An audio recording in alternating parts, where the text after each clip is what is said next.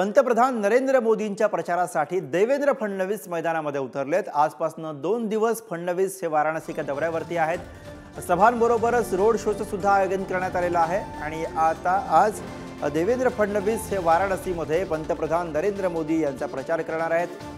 प्रचार मैदानामध्ये देवेंद्र फडणवीस यांची एंट्री झालेली आहे। आजपासून 2 दिवस फडणवीस हे वाराणसी दौऱ्यावरती आहेत। शेवटच्या टप्प्यामध्ये वाराणसीमध्ये मतदान पार पडणार आहे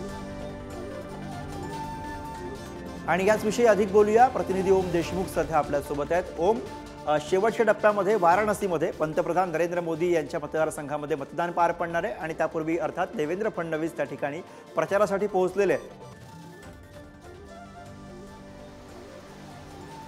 गुरु, अगदी बरोबर आहे। शेवटचा टप्पा जो 7वा टप्पा लोकसभा निवडणुकीचा आहे त्यातलं शेवटचं मतदान 1 जून रोजी होणार आहे।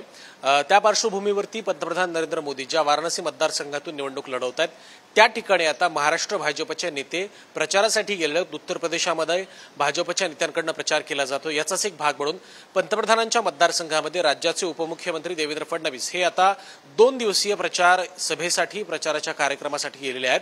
29 आणि 30 मे रोजी उपमुख्यमंत्री देवेंद्र फडणवीस हे वाराणसीत असणार आहेत। आज वाराणसीमध्ये महाराष्ट्र आणि काशी समागमाचं एक आयोजन करण्यात आलं। भाजपकडनं विशेष संपर्क अभियान राबवण्यात येते। त्यासाठी पण उपमुख्यमंत्री देवेंद्र फडणवीस वाराणसीमध्ये असतील।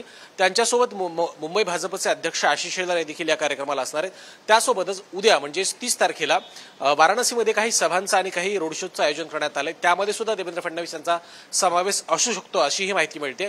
त्यामुळे एकूणच पंतप्रधानांच्या या निवडणुकीच्या प्रचाराच्या मैदानामध्ये महाराष्ट्र भाजपची ब्रिगेड मैदानात उतरली आहे असं सध्या तरी दिसतंय। गुरु, अर्थात धन्यवाद या सगळ्या सविस्तर माहितीसाठी ओम। आणि यासह या बुलेटिनमध्ये आपण इथेच थांबतोय। पाहत राहा पुढारी न्यूज।